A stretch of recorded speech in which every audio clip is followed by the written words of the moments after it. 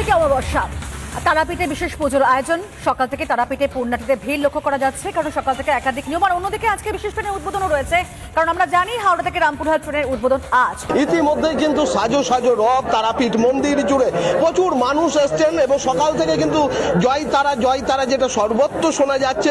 আজকে কৌশিক অমাবস্যা, তারাপীঠ একটা বিশেষ দিন। এই অমাবস্যা তিথি সকাল 11টা বেজে 54 মিনিটে লাগবে। এই অমাবস্যা উপলক্ষে আজকে বহু ভক্ত আগমন হয়েছে, কারণ আজ তারাপীঠে যে শ্রীগুরু বামদেব তিনি শ্মশানে তারামায় সাধনা সিদ্ধিলাভ করেছিলেন এবং মা তারা দর্শন পেয়েছিলেন। এছাড়া মা তার কোষ পরিত্যাগ করে শম্ভু নিশম্ভকে আজকের দিনে বধ করেছিলেন। ভোর 5টার সময় আমরা মায়ের মন্দির খুলে দিয়েছি। প্রত্যেকটা তীর্থযাত্রী যাতে সুষ্ঠুভাবে পুজো দেয়, যাদের বাচ্চা আছে বয়স্ক আছে তাদের পৃথক লাইনে আয়োজন করা হয়েছে। ভোর 5টা থেকে পুজো শুরু হয়ে গেছে। দুপুর 12টার সময় মায়ের অন্নভোগের জন্য মন্দির বন্ধ হবে। আজকে অন্নভোগ যেহেতু লক্ষাধিক